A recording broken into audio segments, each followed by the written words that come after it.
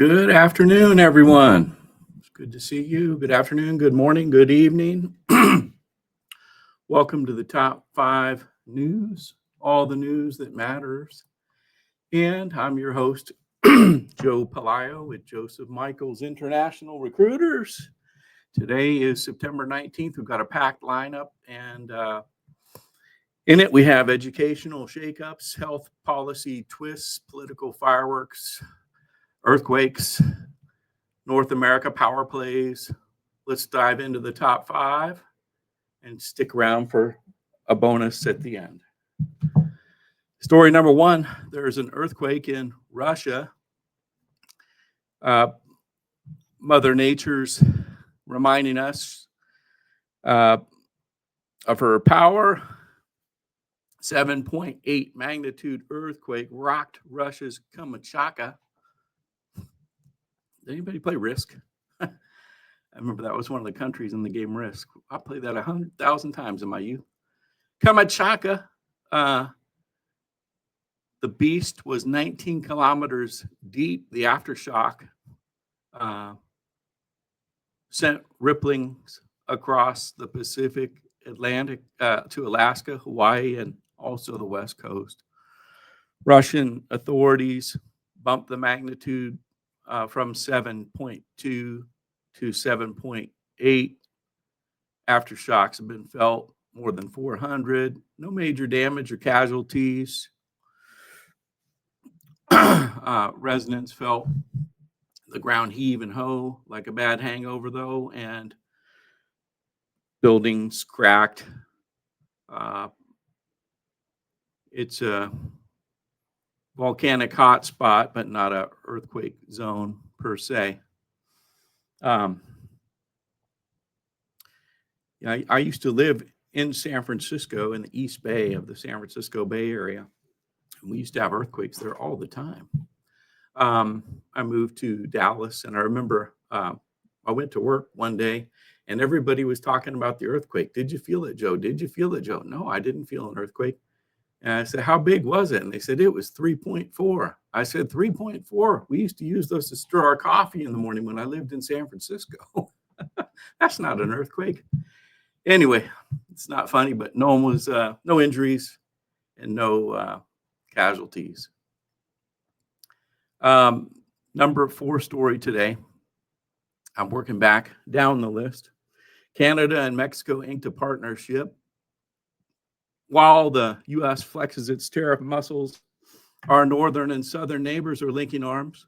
Canada and Mexico inked this deal, strategic partnership, Thursday, spearheaded by Mark Carney and Prime Minister Mark Carney and President Claudia Sheinbaum, to beef up economic and security ties amid looming trade threats. Think resilient supply chains, smoother trade, expanded work visas, all preparing for the 2026 USMCA showdown, fending off potential 25% import tariffs. They're safeguarding their $1.5 trillion in yearly trilateral trade and tackling migration and fentanyl head on. Story number 3 today, a vaccine shift.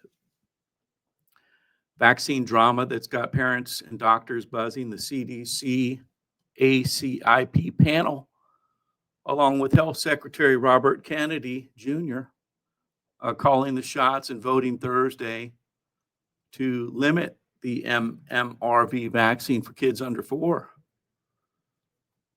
pushing the jabs aside. Why? Studies flag higher febrile seizure rates in tots, but critics say it could be a battle on hand. And RFK's crew also hit pause on Hep B and COVID boosters, sparking pediatrician worries over insurance snags, hesitancies. Not final yet, but there's a caution. They're weighing the risk. It's a public health puzzle. I'm glad we're looking at all angles. Story number 2 today, counting down to number 1. Cell phone bans improve grades.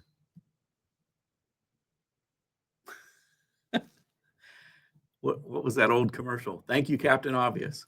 Thank you, Joe, for the obvious.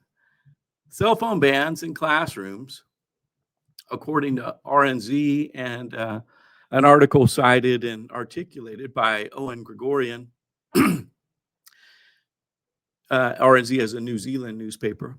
A new study has found that large-scale banning of cell phones where adolescents are in development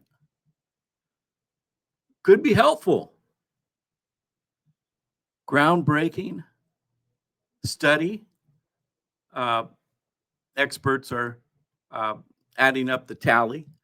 Meanwhile, in the United States, 35 states now have a ban on cell phones in school. What are the other 15 states doing? Professor Alp Sungu from the University of Pennsylvania's Wharton School also found that the bans create a more conducive learning environment. It's an easy to implement policy that has improved grades, and we've seen a significant evidence against backlash from the students. In fact, there's an increased preference from some of the students.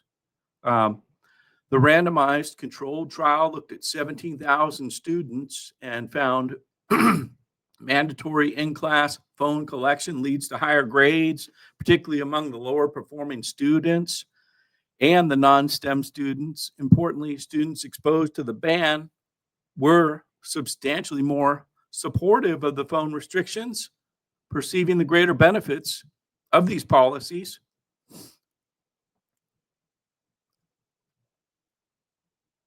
Banned from high schools nationwide last April. What do the principals have to say about it? Stratford High School principal Cam Stone in New Zealand said it's made a huge difference. It's taken away that distraction that was evident. It's taken away the need for the constant put your phone away, put your phone away, put your phone away. Teachers in our schools have said to us it's been one of the best decisions made in years.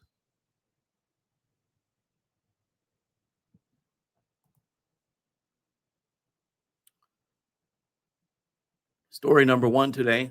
The House passes a resolution honoring the life and legacy of Charlie Kirk, who was murdered 1 week ago today while speaking to children at students at the college in Utah.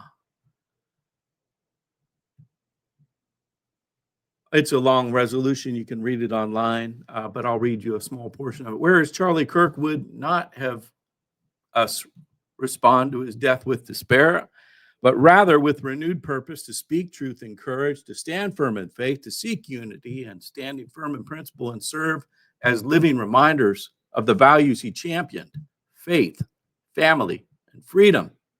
Now, therefore, let it be resolved that the House of Representatives, number 1, condemns in the strongest possible terms the assassination of Charlie Kirk and all forms of political violence. Number 2, commends and honors the dedicated law enforcement and emergency personnel for their tireless efforts in finding the suspect responsible for the assassination of Charlie Kirk. And it urges administration's swift justice to the suspect. Number 3, it extends the deepest condolence and sympathies to the Kirk family, including his wife, Erica, and their 2 children, and prays for peace, comfort, and healing at this time of unspeakable loss. Number 4, it honors the life and leadership and legacy of Charlie Kirk, whose steadfast dedication to the construction of civil discourse and biblical truth inspired a generation to cherish and defend the blessings of liberty. Number 5, it calls on all Americans, regardless of race, party, creed, to reject political violence and recommit to respectful debate, upholding American values and respecting one another as fellow Americans. 310 votes in favor of the resolution. 58 of your representatives voted against it. And that's the news. Now for an encouraging word.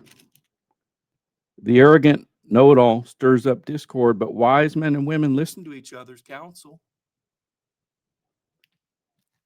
Easy come, easy go, but steady diligence pays off. I'm Joe Pelayo. I'll see you here on Monday at 11:41 a.m. Good day.